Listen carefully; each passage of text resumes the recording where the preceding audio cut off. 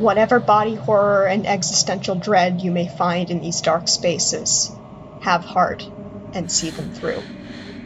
There are no wrong interpretations. There are no correct readings. There are only fresh perspectives and new analysis. This is a love story.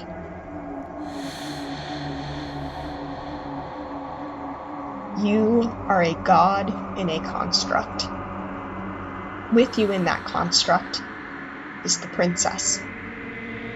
And in the infinite multitudes of that princess are the very concepts of death and entropy. You're here to slay her. If you don't, it will be the end of the world. At least, that's what the being who made this construct wants to happen. But he doesn't exactly inspire blind obedience. You have free will, and not only are you just as trapped as her, she is literally your other half. Together, you are transformation and stability incarnate. By meeting and clashing over and over again, each time seeing different sides of yourselves, you grow and develop. And after 5 short cycles of memory and death and rebirth, perhaps then you will know your freedom. You don't need me to tell you that this game is beautifully drawn and brilliantly written.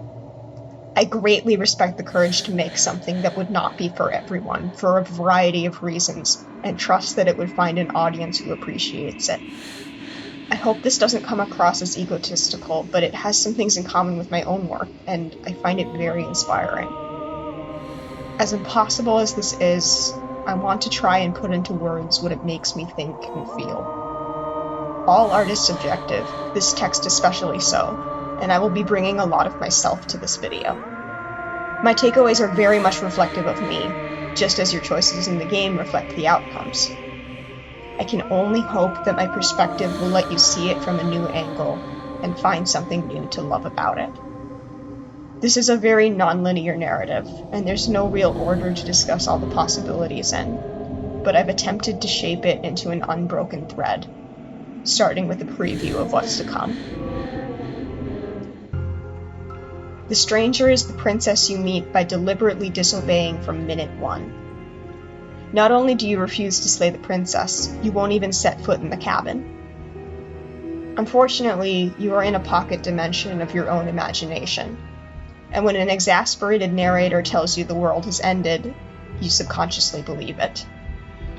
Without you to perceive her, the princess glitches when the new world loads.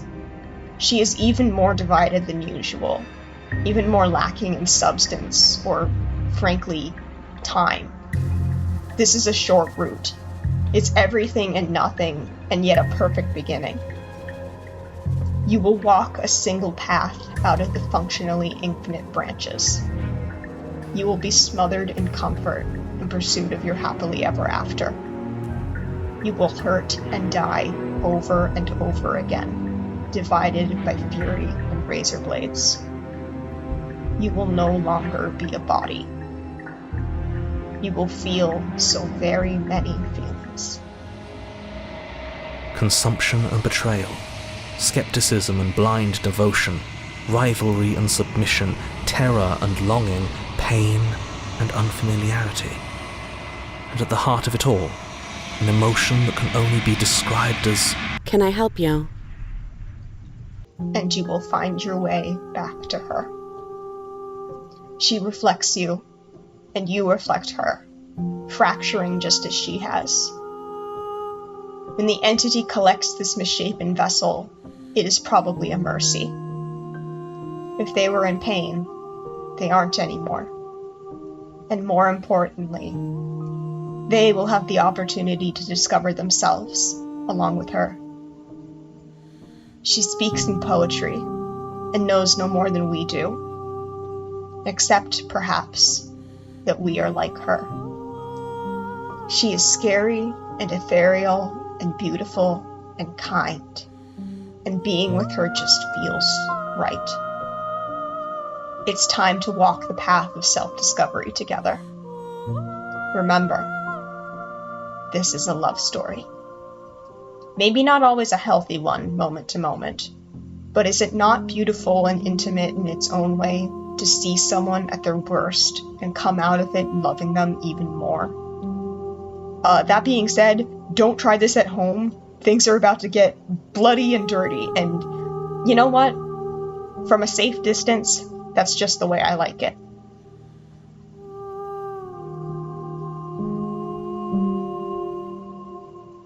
The adversary and the stubborn have that classic homoerotic rival sort of dynamic. Like, oh, you can't stop thinking about us?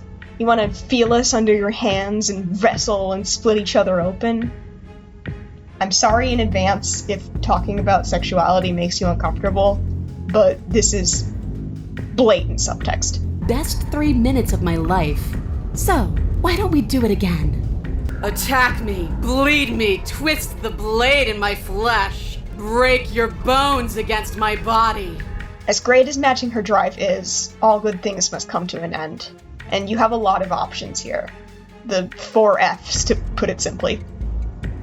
If you try to think with your brain instead of your pristine blade, she will simply crush you and iterate into the eye of the needle. She's gotten even bigger and pent up and physical, which can be a little funny, but is mostly just sad. I don't care about places. Traps aren't real. She, and I'm referring to both of them because it's a natural extension, this happens a lot, is not concerned with leaving or the what's, whys, and hows of your situation. She only wants pleasure. A rigid definition of pleasure that she's decided means being with you and enthusiastically bloodying your fists. But we can't always get what we want, at least not without effort. And that lesson can hurt, and it can let you flourish. And whatever you choose to do, she appreciates it in the end. While they aren't structurally connected, I see a strong parallel between the adversary and needle and the beast and den. This goes for most of the chapter 2s, but the voice and the princess are very much on the same page and speaking the same language here. In the case of the beast, you fucked up by backing her into a corner, and she retaliates with nothing but her teeth and a single hand's worth of nails. Returning to the basement is striking. This is one of my favorite scenes in the game. Seeing just her hind legs in the starlight, and then her gaze through the bushes is terrifying in a way that's hard to describe. As usual, she is very singular of purpose. She wants to swallow you whole, and in all likelihood she will do just that. Somehow, I guess she dislocates her jaw like a snake. How did she fit all of us down her throat? I'm not really into gore or sexual furry stuff, but there is an undeniable intimacy and eroticism to this. You are literally inside her the most you can ever be. But insides are hot and tight and gross and uncomfortable. Your choices now are to acquiesce and let her out, slay her from the inside, dissolve in stomach acid, or take the quick way out. Fun game. I promise it's worth it. We'll get there in an hour. If you trust yourself and listen to your instincts, you can dodge her pounces, but not forever. Eventually, she Maba from Oberdins you, and you get another try. Alternatively, you can take defense into your own hands and strike back with the steel claw, though that just makes her maul you faster. As the den, there is no longer any semblance of civilization. This is a jungle. The cabin is her maw, and you descend through her esophagus into the belly of the beast. She is no longer capable of speech. I love her design, not just because it's a cool chimera, but because she starts to match you more and more. Oh yeah, I haven't commented on it yet, but the physical appearance of the Long Quiet's vessel, piece, to put it in Umineko terms, we look like a semi-avian, semi-reptilian, bipedal, corvid, dragon, person, creature. We usually only get a glance at our hands and glowing eyes. You aren't technically animals, you're gods, but there's no reason either of you need to present as human. You're both monsters. The predator princess is a big cat because we're a bird, and as she becomes more animalistic, she takes on features shared with us, wings and talons, along with her paws. This can end in several ways, the darkest being the oddly captivating, nasty, make each other worse option.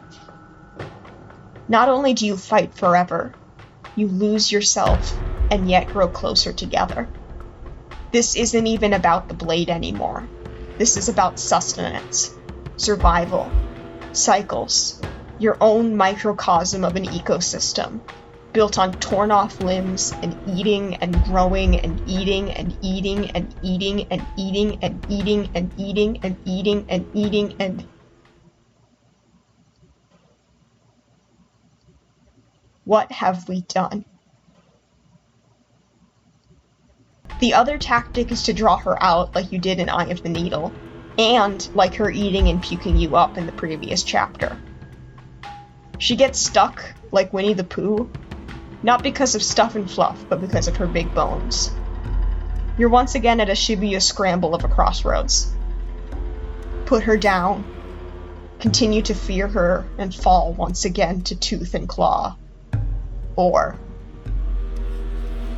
as someone who has had nightmares about too tight slides and collapsing tunnels completely unprompted for as long as I can remember, this scene might disturb me more than anything else in the game. I actually felt my chest get tight playing this part. By the way, shout out to Black Tabby's other game, Scarlet Hollow. It reminds me of Life is Strange, Higurashi no Nakokoro ni, and Disco Elysium, and it nearly gave me a panic attack multiple times. In other words, it's great and I highly recommend it. Back to Slay the Princess. Continuing to see yourself as prey dooms both of you. Crumples you. Traps you. Buries you. All you can do is look at each other. Regret. Reflect. Hunger. But if you trust her, really trust her, despite everything, you can claw your way out together. Return to the world with love in your heart and dirt in your lungs. For your compassion, you are rewarded with tenderness. She scoops you up like a kitten and lays exhausted beside you underneath the stars. I love this ending so much. It's similar to a few others, but leaving together always hits. I want to briefly go back to the adversary beast parallels. She also takes on your features there, becoming more draconic. These are the most instinctual princesses, less concerned with the construct and more with the beauty of cycles. I feel like the Shifting Mound appreciates them in particular because of this. They're also the only vessels she remarks are still acting on their natures after being assimilated. They may not have many answers about the rules you are bound to, but they make up for it with a fucked up beauty that comes together in the end. In contrast with the instinctuality of the previous two routes, the skeptic and the prisoner are overly logical. This probably comes through in my online presence. I'm a very emotionally honest person, which brings its own trials, but I wouldn't trade it for the world. And the arm's length pragmatism these two display just really doesn't gel with me. Maybe it's the autism, I don't know. And I think the game agrees with me. To question everything is to deny the truth in front of you. To live alone within the caverns of your mind is to trap yourself in them forever. But you found me, and we chose to trust each other for no reason than the sake of believing in something that wasn't us. As is often the case, trust precedes freedom. It's the other ending, however, the prison of the mind, that really sticks out to me. Of course, the entire game operates on our thoughts being a self-fulfilling prophecy, but this dialogue resonates particularly strongly. By believing in your suffering, you make your suffering real. By believing in your limitations, you placed a shackle on your neck. Bound for eternity, you saw the need for impermanence, and it was through that need that you carved our freedom. Without impermanence, the suffering of living things is infinite. Obviously, structures of oppression are real, and you can't pray away the world's problems. But self-imposed limits do exist. I've made myself physically sick before just by thinking, and knowing that I'm capable of that only makes my gut more volatile. While nowhere near the extent of the Princess in the Long Quiet, our perception of the world is shaped by often unconscious thought, which is fucking terrifying, but important to be aware of. If you take your apathy to the limit and kill the prisoner, you are rewarded with an eternal void. The narrator does this a lot. He really hates us. Is this what it feels like to not care about people? This place is vile. I love water, but not like this.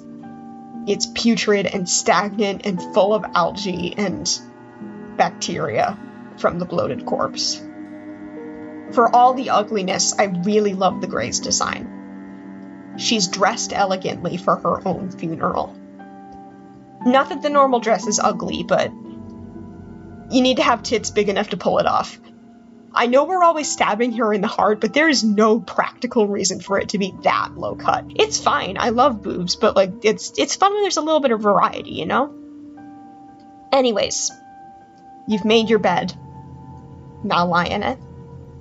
I am terrified of drowning, especially in enclosed spaces. That one scene in Tangled fucked me up when I was 8, so this is not fun. I really love the presentation though. As usual, the prose is vivid. I can feel the cold sliminess of the water, and the slow fade in as you look down at the body coming to collect is chilling. It's so simple, but revealing the monster gradually is such effective horror. Thankfully, the shifting mound puts an end to the strain of cruelty. Your lack of communication is not a lack of internality. You could have shared those depths in a way that didn't come with distance. While it is a relief for it to come to an end, she makes a very strong argument when you see her again. An ending is a passion that can only be expressed with a moment in time. It is a seed for a new beginning. To linger on an ending is to rob it of its life. And without me, all that's left to do is linger. Easily the outcome I have the most to say about is the cage. She didn't tell you her plan, and you want nothing to do with the severed head, so you attempt to leave once more. Though your reaction to the nihility has more of an impact than if you killed her yourself. The Chapter 3 landscapes are all striking, but this one especially so. As indicated by the cursor, you start with the blade this time. The skeptic really wants you to stay armed at all times, even though all it does is hurt. If you don't get overruled, you can choose to discard it. Besides disliking him on an emotional level, it's rather humorous that the skeptic doesn't notice there isn't a floor. Like, great job, you jerk. Get the hunted in here, maybe then we'd be back in business. Also, mock birdsong is genius phrasing. Because, you know, we're the bird, she's the cage, and we're in big trouble. Suspended by chains, some constricting and some boring through us. The haziness from the asphyxiation is a really good touch. And like the Grey, she emerges slowly, and we learn what she has become.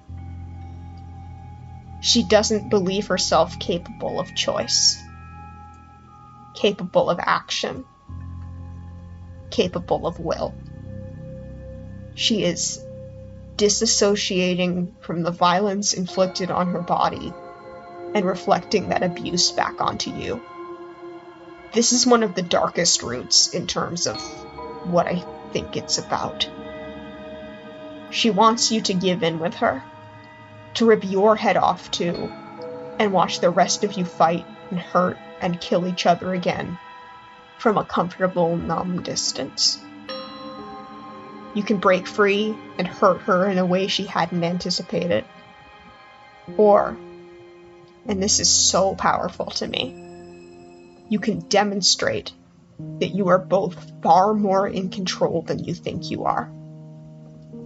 Throw away the blade, the thing keeping you at arm's length. We can almost always choose to leave it behind. Her conclusions are based on an N of 2, which sounds so small, but even once is enough to scar you forever.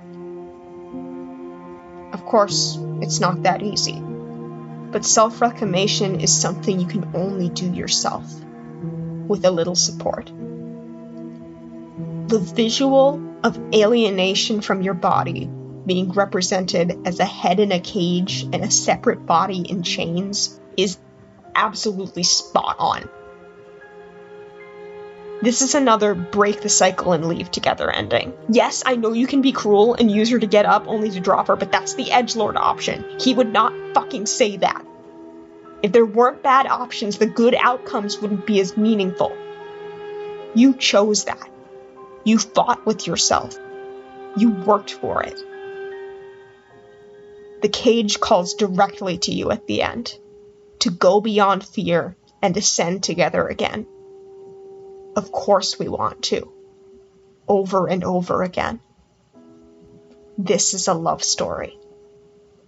Speaking of which, man, I'm tired of being reserved and heartless. I love the princess. I don't want to hurt her. I'm the hero. It says so right there. And I'm going to save her. Speaking of autonomy, the narrator really railroads us here. This chapter 1 princess probably acts the most like I would in her situation. I do not have that dog in me. Or cat, in her case. I'd probably act like the Long Quiet too, honestly. This is the pacifist run. Besides the dismemberment and botched mercy killing, but let's be real, by this game standards, that's nothing. We're joined by the Smitten this time around. He's funny. I don't like him because his conception of love is not sustainable or healthy, but he's great in the Thorn and in his ensemble roles in the Razor and Moment of Clarity. He's head over heels for her in any form, which does raise my opinion of him quite a bit. He was a real one for that.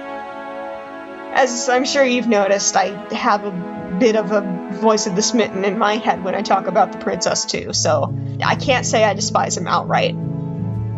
Played straight, this route is a little boring, to be honest, but I think that's intentional, like with the Drowned Grey's unpleasantness.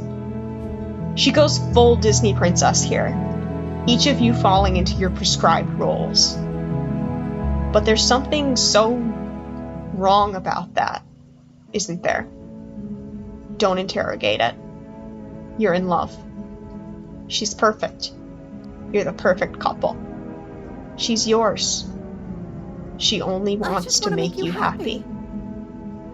It's another simple trick, but the music genuinely gives me the creeps. I want to talk about the art style change too. Obviously, she's flattening, becoming less real the more you think about her, but the middle school how to draw manga doodle is a really interesting choice for a couple reasons. One, it suggests inexperience and naivete. The narrator describes you as teenagers in love, which is key to understanding another branch as well, and indicates to me that this objectification is not actively malicious, but more of a pitfall of not thinking about what you've been taught. Doing the things you're supposed to do societally. Get married. Be happy with your heterosexual partner, who, if you're a boy, you don't need to think of as a person. I don't think it's that important in the grand scheme of things, but this game is technically a deconstruction of fairy tales, and that's most relevant here. Disney princesses are the classic example of bad, harmful sexism in media, and there's not really much new ground to cover in that regard. I could have titled this video, "This fairy tale dating sim is a deconstructive masterpiece," and maybe you would have still clicked on it, but fuck that. We have sincerity here at Noradora. Whatever. To flatten this complex, artistic, philosophical, literary game to, it's a visual novel, but get this, it's fucked up, is just disrespectful. It's not a dating sim, it's a rejection sim. Like, fuck off. This game knows better than that, and by calling to mind bad anime drawings, it reminds us that misogyny does not just exist in old stories, it persists in modern storytelling in new and familiar ways. The fridged mom, the love interest, the one girl on a team of boys who wears pink and was always my favorite. I remember mashing buttons as Princess Peach when I played Smash Bros. With the kids my age, all boys of course, at my family friends' house parties. What I'm trying to say is, having the deconstructed damsel be a sketch of an anime girl is honestly an inspired choice. Your Romeo and Juliet-esque young love can also end in tragedy. As so many fictional women before her, she is murdered senselessly and takes it with no resistance at all, which genuinely makes me feel like throwing up. Holy shit, we're the worst. In the same situation, the prisoner says, very on the nose, I am not a damsel to be helplessly murdered. I'm not like the other princesses. I'm mean, and I can fight. We're not so different, you and I. Very 90s of her. Smitten acts very healthily and rationally and forces us to kill ourselves despite our objections. Very cool of him. We really get tugged along by both the love and the story parts of this love story here. This music is one of my favorites on the soundtrack. Maybe I'm just predisposed to love strings from my years of playing viola, but it sets the tone so well of being almost passively pulled along on this ride. A feeling created by the slower than usual tempo and consistent legato quarter notes. Something that became clear to me while writing is that there is a corporeality to the cabin, most obvious in the den and the fury, but the shifting mound practically spells it out here. I think that the walls of the construct are you, and the walls of the cabin are her. With the construction of the building being the same between the two Greys, the contrast is clear. The drowned Grey's physical body was a rotting, buoyant corpse, so the bones of wood were warped as well. The burned Grey, in all her packaged femininity, is more put together and more stale. This ghost is dressed for a wedding. She's infinitely forgiving of your misdeeds, but she's ready to take action for herself now. To burn your prison down and melt together with you. I could go on about this being toxic, yada yada, but you know what? This is Yuri. She's come to a realization. And while she makes that decision within the context of her conditioning, I can't find it in myself to consider this a bad conclusion. Good night, sweet princess. You found your freedom in the end. The Razor's relative linearity makes this route a bit more of a one-time novelty to me, but it's still a bloody good time. Nicole Goodnight and Jonathan Sims do a stellar job at the voice acting in general, but the performances are particularly effective here. I hope you've come to rescue me. I've been stuck down here forever. Like, yeah, that's a metallic voice. They really stabbed the nail on the head with this one. This is the only time she actually lies and cheats, like the narrator says she will, because we have the cheated in our brain. It can go a few ways, but no matter what, she's gonna get ya. I can't decide if body horror like this is more or less disturbing than realistic gore. Like, it's almost campy. Also, this game is very good at saving its swear words for moments of maximum effectiveness. You're on a path in the woods. No, fuck that. If we're gonna have to keep doing this over and over and over again, we're not starting in that goddamn woods every time. We're starting in the fucking cabin. You're what? Wait, excuse me? What just happened? What did you just do? And because this game gets it, we get to make subtext into text. Oh, is that how it is? Yeah, okay, I feel that. I like you too. Neat. Still going to kill you, but now we can both enjoy a mutual romantic subtext to the murder. I'm gonna be real, I can kind of only imagine the look as the DreamWorks face. And after losing, or maybe finding ourselves in the one-sided slaughter, she reaches her final form with what I like to call good sound design, parentheses, derogatory. The princess's skin twists, splitting into red blooms of raw meat as it stretches and tears. She becomes a wave of blood and viscera. This is what transphobes think bottom surgery is. She is the shifting mound. She is This knife bit has gotten really out of hand, just like her blades did. You fall into yourself, not as your little bird creature body, but as the feathery void, and finally take her down. This collection is one of my favorites. You're left with just a heart in your palm, and then you hand it right back to her. The shifting mound was not lying. We really did bring her a heart this time, huh? Besides the comedy, the best part of The Razor is her ending dialogue. You are a body. You are gory ribbons. You are a body again. And you feel all of it. On and on it goes until your bodies are not your thoughts, are not you. Alive, dead, alive, dead, alive, dead, then alive and dead all at once. This route deals with a theme I really admire about the work: the distinction of body and self. The princess is usually pretty nonchalant about physical harm befalling her.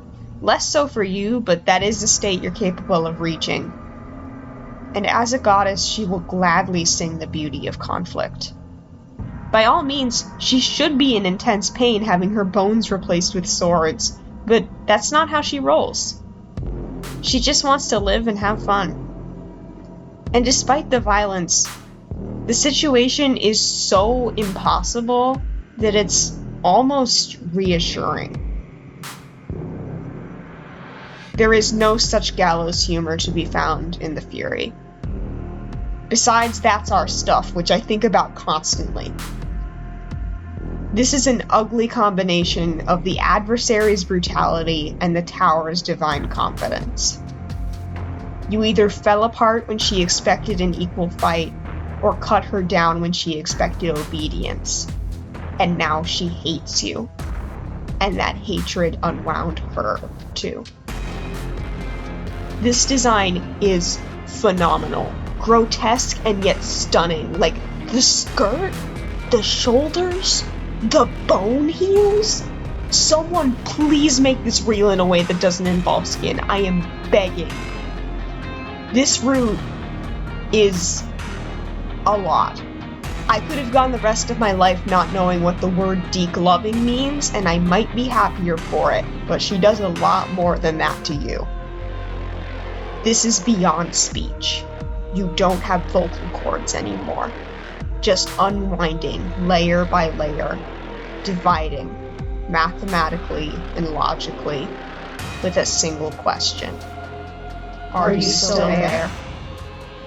Are you still you?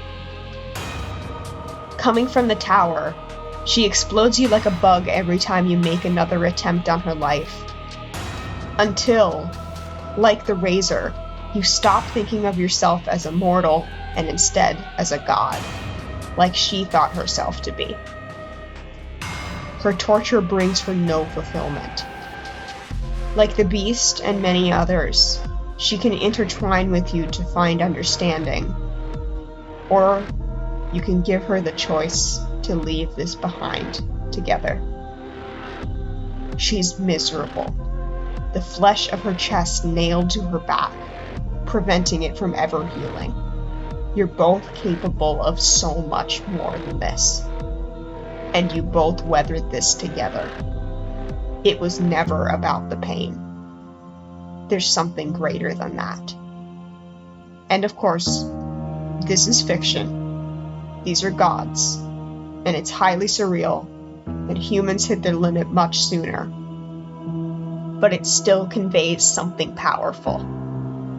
What the Fury says to you at the end of everything is, bar none, my favorite quote in this entire game. What is a person? Is it their body? Is it all of their body? Pluck the eyes, peel the skin, strip the tendons, mince the meat, grind the bones. When it is all gone, do you still have who you've started with? A person is not a body. Death is a transformation into something new. It is only bodies that fear it. But what am I if I'm not a body?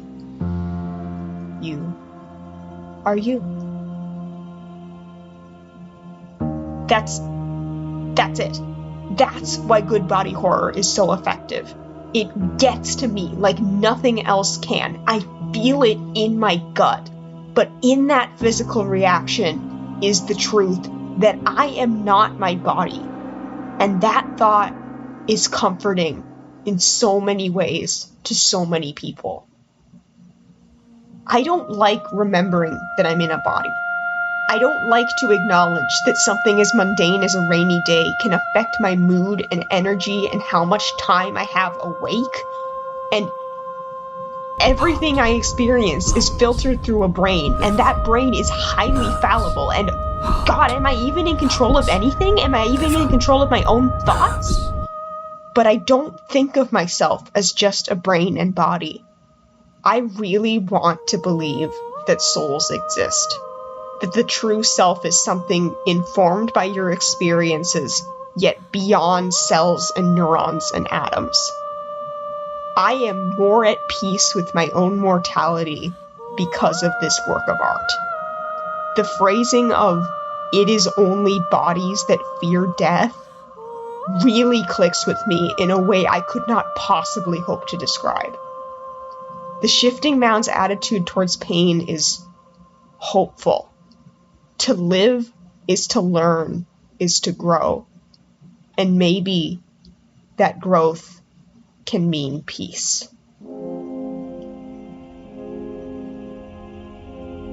If you thought The Adversary had some sexual undertones, then boy do I have news for you about The Tower. I'm not gonna dance around it. This chapter is overtly dom-sub.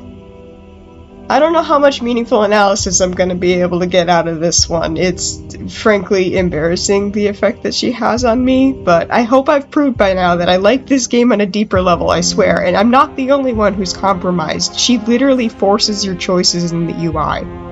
The Tower also understands the situation more clearly than usual, in particular the nature of the narrator, and that your belief will break the chain, which really is the obvious choice. If a tall woman promised to keep me as a pet, I would fold immediately. Like, are you kidding me?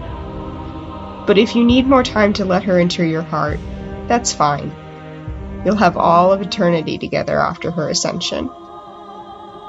But has she really been deified? You're both conceptual gods. and the shifting mound always makes it clear that she considers you her equal. You can use that power to humble her, or you can stand with her as she turns her attention outward and breaks through the wall of the construct, your real body. The apotheosis has the confidence of the shifting mound, but not the substance. Though it feels like a cruelty to take her away, she is given the chance to learn kindness and acknowledge your sacrifice. To act like an angel, matching her white-hot wheels of eyes. The tower's twin root, the adversary, is demonic as well as draconic, in contrast to the tower's divinity, but they're both ultimately small, despite their size. The nightmare is anything but hollow. For one thing, the presentation is particularly evocative. The audio in the lead-up and the unacknowledged shadows in the window genuinely make me jolt a little bit. They remind me of the Kamalas from Frambo, which is another indie horror game made by a married couple. It saved my life. If you're watching this video because you like Slay the Princess, please check it out. Also, I am neither epileptic nor prone to headaches, and the nightmare's flickering causes problems for me, so I have elected to turn it off. Which I suppose is an extra level of horror. Like, her evil vibes are so powerful that they're echoing in my skull in the real world. That's what she wants. To leave and let the world have terror. Once you understand what the nightmare is, she takes on new dimensions. This is the most illuminating perspective on a vessel that the shifting mound gives. This one is filled with sadness. A doll, abandoned to the company of her darkest impulses. She desires only companionship, but the only thing she knows is how to hurt. She will make for a tender heart. The nightmare is not just fear itself. She is all the world's evil. Every bad thing that can ever happen. Every disaster. Every kind of pain and misery. But without the balance and assurance of the shifting mound. This form is closest to the bringer of death and misery that the narrator thinks of her as. She is what she is, and she shares that agony with you. No mind can hold the totality of suffering. She shows you dementia, the existential terror of forgetting what you've experienced. Forgetting who you are. She shows you futility. The narrator gives up on shaping these feelings into words. This is exactly why he wanted to stop the world. The moment of clarity genuinely feels like a nightmare. The sort of detached, too long, ever-shifting dream you have when you sleep into the afternoon. It is the most linear chapter.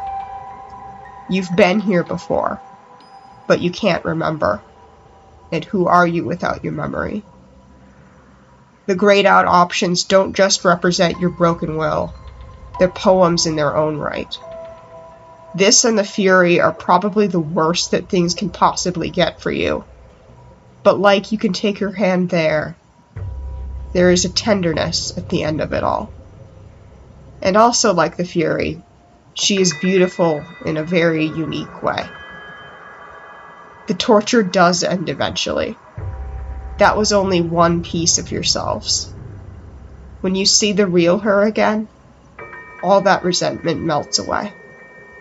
You bear witness to each other's darkness, and come out the other side still loving her. There are other ways everything can go wrong with Torment Incarnate. She knows what you'll do eventually, stuck in a void with no way out. She returns as... Okay. Hear me out. And apparently this is an actual hear me out, even though I know I'm right. Yes, she's a spooky, scary skeleton. Yes, she wants to take control of our body and grind our ankle bone to dust. But have you considered? She has gorgeous hair, a Very nice chest, even by the princess's remarkably high standard. In a controlled setting, I find her domineering quite sexy. A beautiful woman wants to be inside us. If you are attracted to the adversary in the tower, then you cannot call me a freak for saying I let her have her way with me. I mean, you can, but like, what were you doing at the Devil's Sacrament? I'm sorry, did you really make it this far into a video about Femdom Mind Break Simulator and not realize that I'm a little bit fucked up? I like women. What do you want from me? Okay. Head back in the game. You're caught between two forces that do not care about your well-being. But despite this, you do still have a choice. To show her mercy and let her out, or take the plunge and fall forever once again. To ferry her out with your body is what she asked of you in the other way to get here, the Spectre. This is the cold-blooded killer route. Despite our cruelty, she shows you great kindness. A tempered kindness. She can be pushed to violence if you show her you haven't changed. But she's adorable. How could you not help her? I think this route shows the inherent flaws in the narrator's plan. He really expects us to not ask questions, kill someone without hesitation, and then sit in an empty room with her corpse in the basement for the rest of eternity without killing yourself. Not only does he expect that, he expects us to do it every time, even with at least the voice of the hero always casting doubt on him. He claims this is for humanity, and seemingly imbued you with some of himself when giving you form. Why else would you know what bombs or starvation is? He even acknowledges that you should feel bad for committing murder. What did he expect was going to happen? I don't like him, and I think it's a very natural reaction. You share your body with her. And I'm sorry that I keep talking about sex, but this is so beautifully intimate. While obedience and mindless cruelty are sins that haunt humanity, so too do we have the capacity for empathy. This chapter is fucking incredible. I audibly gasped several times when I first discovered it. She brings you with her when she leaves your body. You're once again hurting yourself by hurting another. This screen, with the repeated, "This is what you deserve," is extremely mouthwashing. Another fantastic psychological horror game that uses unreality and body horror very well. Be quiet. Take responsibility. At least the Long Quiet can rest easy knowing he'll never be worse than Jimmy. Even though all the art where you see through her eyes at the end of everything is drawn this way, I somehow never considered that she actually sees the world in inverted color. And despite everything that led you to here, being here with her, together, just the two of you, feels right. Also, apparently the title cards are canon, which doesn't change much in the grand scheme of things, but is still an insane reveal. What's much more of a big deal is getting to experience, from where she's sitting, what it's like for you to walk down the stairs. Holy shit, we are fucking terrifying. I had to turn the brightness up and move my head closer to the screen just to parse what the hell I'm looking at. This definitely recontextualizes how she looks at us in Chapter 1. Come downstairs. I want to see the face of my rescuer. You walk down the stairs and lock eyes with the princess. The opportunist reaches a new low here, trying to get rid of the fronting headmate. Like, bad system etiquette, dude. I fucking hate this guy. He's a dirty capitalist and a two-faced ghoul. If either of you still choose to hurt the other after the togetherness you shared, you become two and yet one again. Which of you is good and which of you is evil? Who is death? Who is life? The best way to put what you've learned about love into practice is to let her free herself and walk out together, hand in hand. Lay on the grass with a weight off your chest, even as it remains scarred. To try and understand someone, let them into your heart. Put yourself in their shoes. That is a happiness that can only be built through connection. And even though it hurts to care, it's always worth it. We've been through so much together.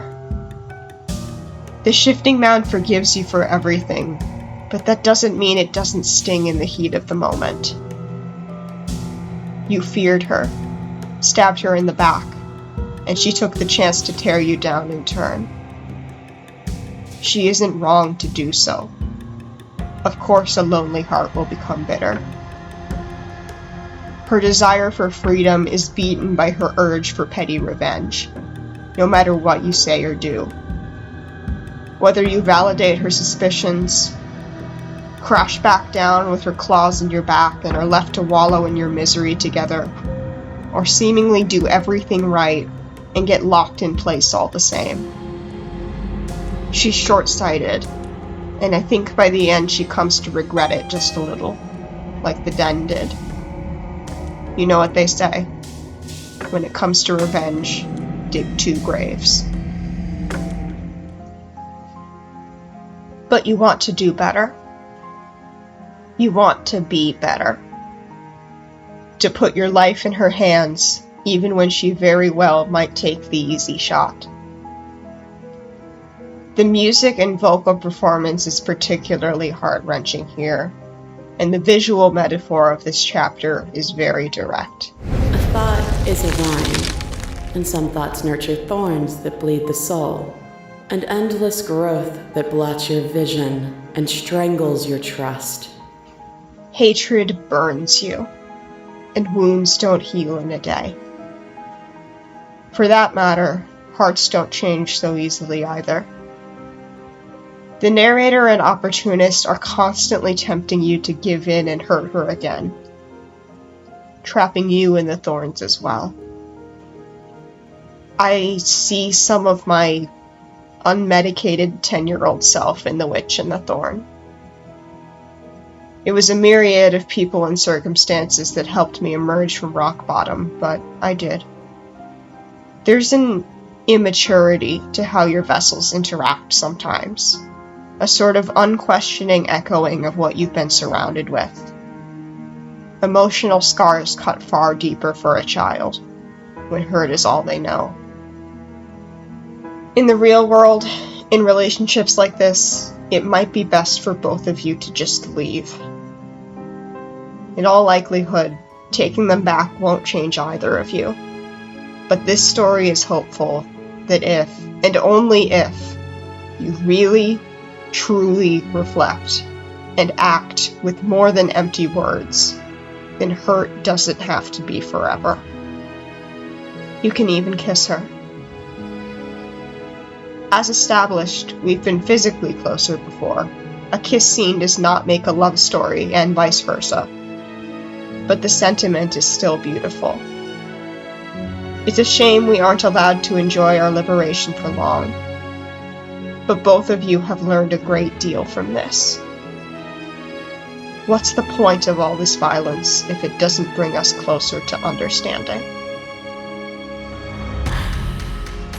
If you walk out on or charge the witch, fight dirty in a nasty, feral brawl, the underground gets smaller and smaller. We lose our choices, more and more confined by the animalistic nature we've chosen for ourselves, just like when we struggled in the stomach of the beast. Even more painful than the thorns, the roots close in on you and crush you both. It has competition, but I think this might be the worst way to die in the game. I'm more claustrophobic than I realized before writing this. But beyond this raw terror and ugliness is a chapter that holds a very special place in my heart.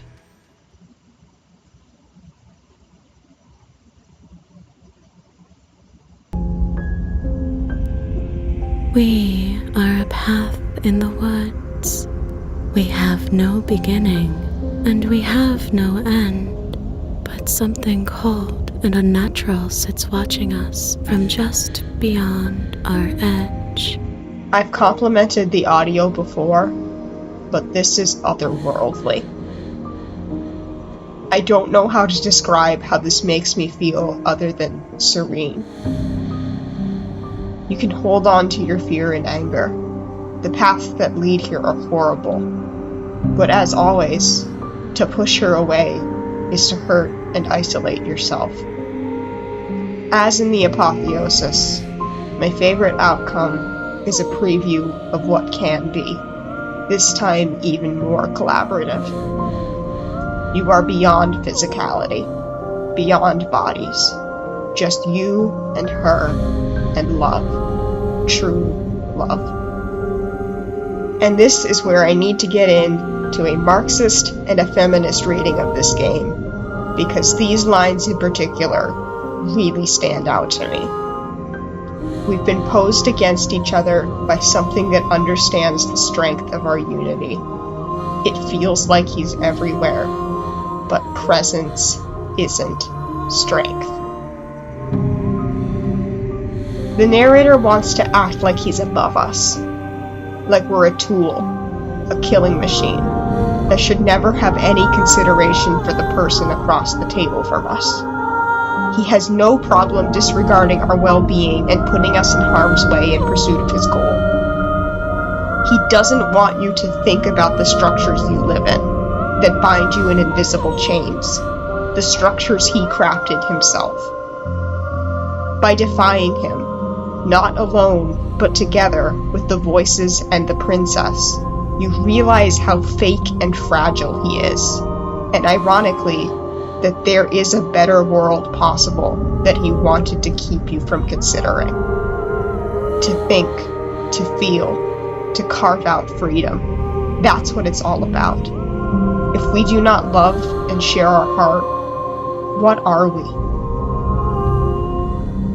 I talked about gender earlier in relation to the damsel, but I need to come back to it. When the echo spun us from one into two, he gave you a choice and me a role to play. The beauty of the wild is the recognition that your supposed differences are in themselves constructed. You used to be one, and that one was genderless. In the world that the narrator crafted, you, the male figure, are supposed to completely put your emotions away. To be physically able and fearless and violent, and for the female figure to take that violence unquestioningly. She will try to lie and deceive you with her wiles, but that's just her evil nature. But that's not how it is. For one thing, on a very shallow level, she absolutely destroys you far more often than you do her. And for another, the shifting mound makes it very clear that you are equals, and you often see her as slightly above you. Misogyny did not always exist. Of course, it's completely unfounded, but even sexual reproduction has not existed forever in the grand scheme of things. We cannot change the fact that bigotry exists now. That is a rot that cannot easily be erased. A beautiful beginning we can never return to. And regression is terrifying. It hurts all of us. Like the shifting mound and long quiet, we didn't ask to be born into the context we are, to be flattened and defined by frameworks we did not make. And there is an obvious queerness to this as well. There are no words that can describe me into non-existence. All the princess needs to do is turn into a car and we'll have the complete revolutionary girl Udina experience. I joked about the princess saying trans rights earlier, but that really wasn't a joke. The shifting mound loves possibility and improvement and self-made meaning and joys that cannot be captured in words. She thinks being trans is awesome. Even the most outwardly cishet rude tears those expectations to shreds. Happily ever after. the final chapter. You want to build a life together with your partner in young love. For the first time, she falters. Just as you didn't know her, she doesn't know you. The smitten takes rejection very well and bares your heart to her by ripping open your chest, which is coincidentally how it felt to make that short film. You've made it. You're in a castle. You've reached the happy future you've been dreaming of. Your love built this place. It's better than ever. Your beautiful home with plush carpet on ascending stairs. Your beautiful wife at the dinner table where you are forced to take your seat. It's time to go through the motions of being a married couple. Do that and you'll be happy. Right? But food and entertainment are only wonderful when you enjoy it intermittently. You both struggle to acknowledge the shadow in the room. The passion that brought you together is now keeping you here, even as it fades and decays. This isn't happiness. This isn't love. You got married out of high school and thought it would fix everything. But you can't keep it up forever. These boxes don't fit you. It hurts. You do love each other. This isn't an abusive relationship, but you can't do this anymore. You need change. This story is fucking devastating. It speaks for itself, but I can at least talk about what it imparts. As with The Witch, it is hopeful that messy relationships with storied histories can be mended, even just a little.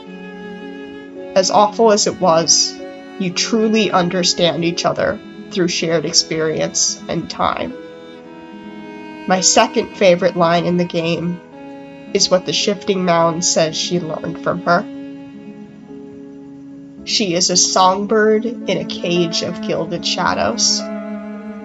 She will make for an honest heart. Do not mourn her. She has finally learned to sing for herself. While it is very blatantly about an unfulfilling romantic relationship, it's also about depression. This is what depression feels like, right? Repetition. No longer finding joy in what once delighted you. Denying that you are unhappy to not be a burden. Following the script and keeping up the mask. If you've been in a relationship similar to this, or if you've been in that state for a period of your life, that will likely be what sticks with you the most. And that's wonderful and powerful. I'd like to think it made me understand even a fraction of that pain. The part that stands out to me the most is the segment where you occupy yourself with a game. Slay the Princess was released on October 23rd, 2023. 1 year later, October 24th, 2024, it was expanded with the Pristine Cut, which is the version I'm familiar with. The update fleshed out the Fury, Den, and Apotheosis, and included 3 new chapters: The Cage, The Princess and the Dragon, and the Epilogue, Happily Ever After. You don't know the rules at the beginning, but learn the flow quickly. It draws you in with excitement. There's so many ways you can play. The sand is wiped, and you do it again, but with a different outcome. And how fun it is to draw that fighting spirit out in her. But then you start to know the ropes. New pieces, new vessels are put in the mix, and you tear into them too. But it doesn't reach the heights it did originally. And no matter how much was added, how beautiful it is, how it sprawls across the whole table, 22 vessels and all their possible moves are still not infinite. If you play any game long enough, say, a game called Slay the Princess, no matter how captivating it is, how well made and substantive, eventually you get used to it. You'll never be able to go back to that first week where you devoured it. You complete the gallery, get all 131 achievements, bring every drop of love and care put into it. The gore no longer phases you. You could play another game, like Hades, start a new save file, but you know what will be waiting for you. You know the rules. It takes less time to get there. You're just passing time at this point. Why am I spending my limited time on Earth distracting myself? You love it. You do. You respect it so much as an artist. You want to say that it changes you, but doesn't make it worse or care for it any less. But you know in your heart that that's a lie. And God is the nature of all things to just dull and become worse. And maybe it's because I'm young and have yet to be in a romantic relationship that this is what scares me the most.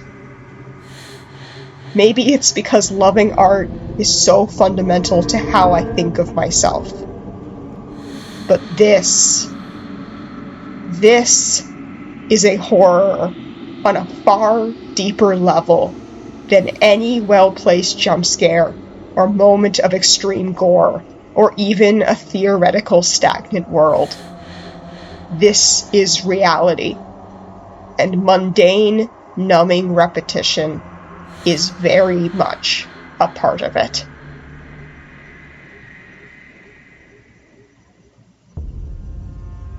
Maybe if I was the narrator's contemporary, I wouldn't care less about the feelings of abstract gods either.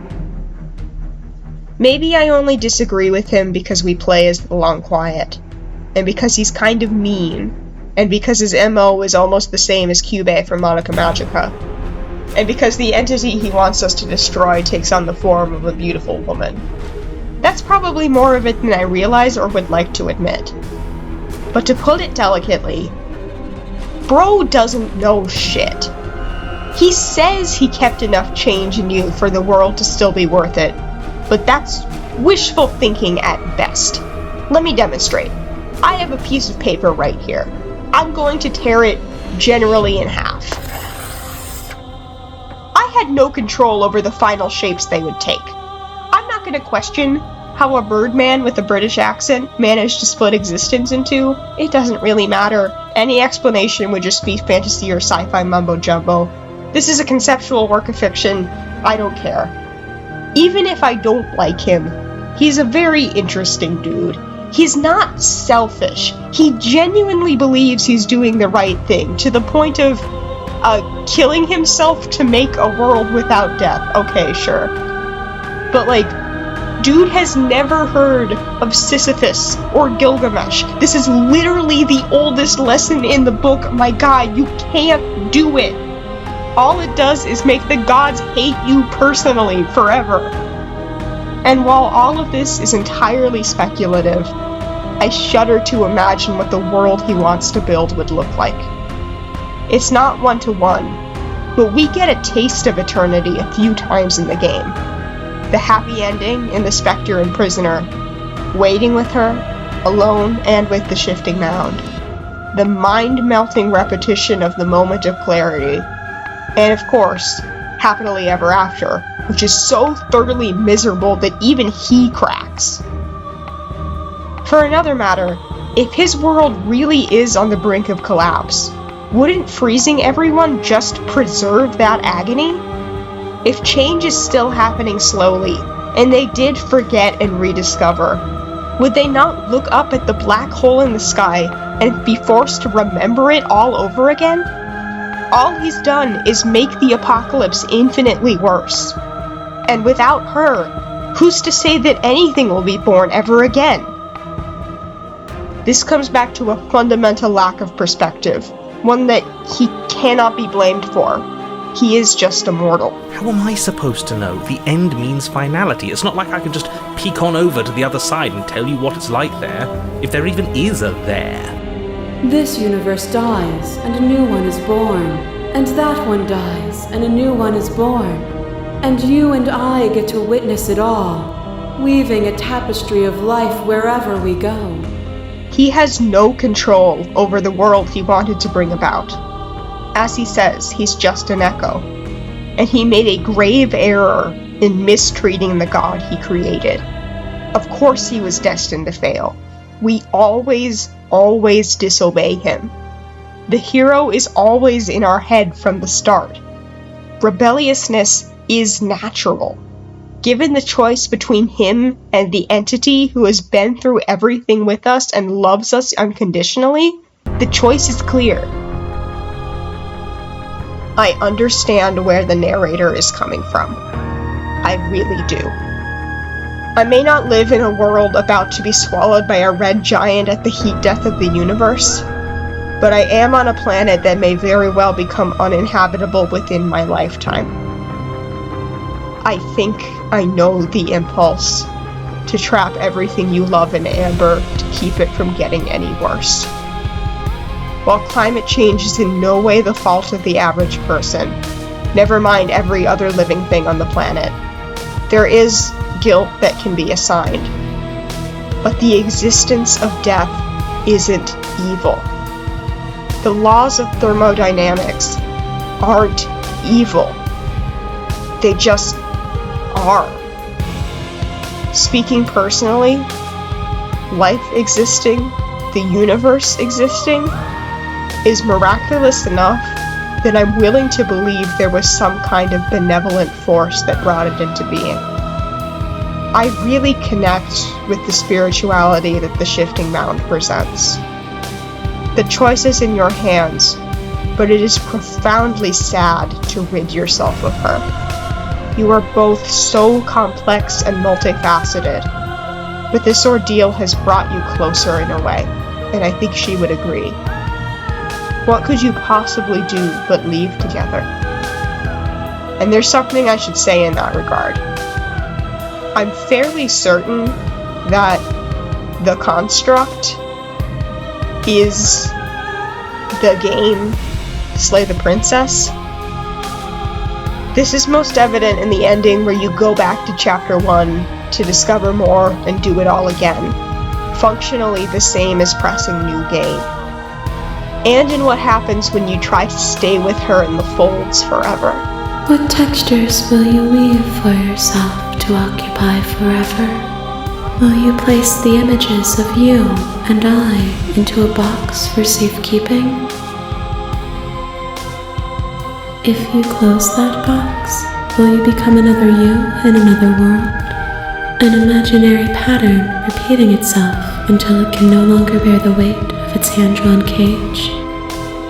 You'll always come back to the box, because you'll always want to know what it means to be you.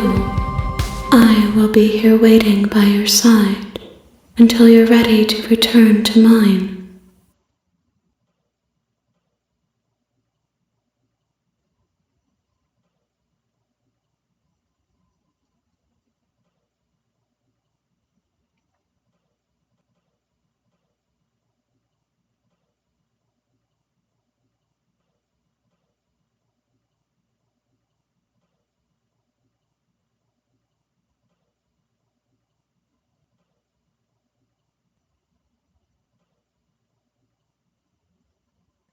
But it's also true when you leave the cabin or ascend with her.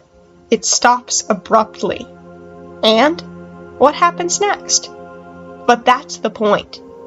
They're returning to reality. And reality is here, beyond the screen, beyond the mirror, where the grass is growing.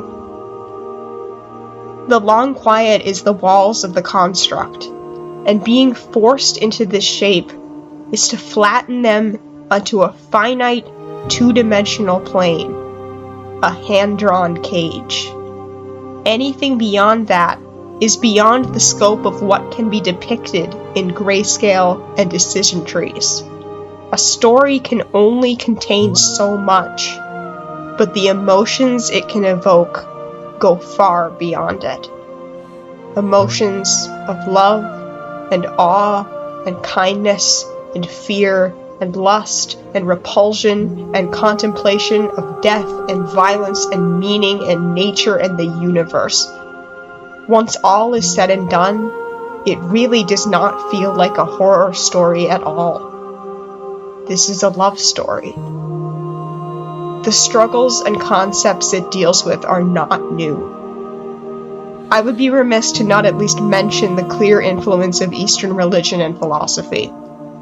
The shifting mound's divine form, with multiple arms and faces, is evocative of Hindu and Buddhist depictions of deities. The moment of clarity seems to indicate that reincarnation, on the level of the soul and of the cosmos, is how reality operates. And the necessity of balance, down to the use of black and white in your and the princess's vision, is very much in line with a Taoist understanding of the world. It could be argued that Slay the Princess is not original at all. It ponders questions we humans have been asking for millennia, and even the stated premise is just a remix of fairy tales. But no art comes from the ether, and the magic of this story is that by its very design, it makes you think for yourself. The conclusions I've reached about the game and its message are mine and mine alone. I'm just one tiny human seeing through a single pair of eyes. But it has made me consider my own truths, and through its beauty and its courage, has given me just a little more determination to live my life as I want to, creating and hoping to touch people's hearts and move them as much as art has moved me. It assured me that hurt is not forever, that death is merciful despite the terror it brings, that we can always be better, happier, more free, and most of all, that the universe is fundamentally kind. I am so happy to be alive. I am so grateful that this work of art came into my life. Thank you for watching and listening as I wove this tapestry and sang this song.